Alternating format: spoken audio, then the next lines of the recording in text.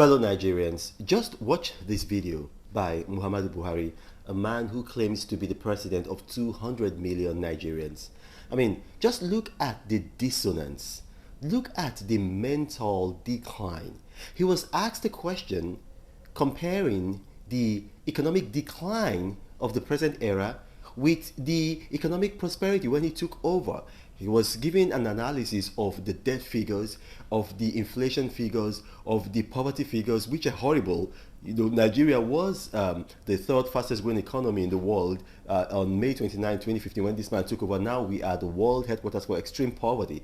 And this man's question was asked, Seun Okubaloye of Channels, he asked him a question about this. I said, look, when you compare the figures of what you made, and which were fair, he used that word fair, his own words, and you compare the figures now, the economic indices now, I mean, which are quite damaging. I mean, what will you say to it? And the man's response, I mean, was that, well, all I know is that we have to allow people to have access to farms. I mean, what is the relationship between the response, the answer given, and the question that was asked? Nothing. This man is not well. The National Assembly should impeach this man or should send him home. He belongs in a retirement home. This is not even wickedness. It's not a matter of APC or PDP. The man is not well. He needs to be looked after.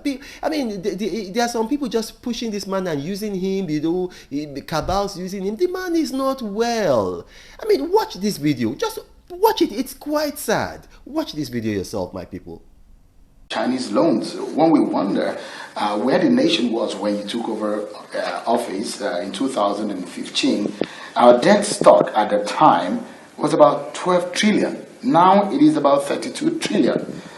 Inflation rate was about 9%. It is now sitting about over 15%. Unemployment rate was about 8.19%. It is now 33.28%. Exchange rate was about 197 naira to a dollar. It's way over 400 naira to a dollar. So people will look back, economically speaking, and say, look, before you took over office, some of these indicators were fair, and now the figures are not friendly at all.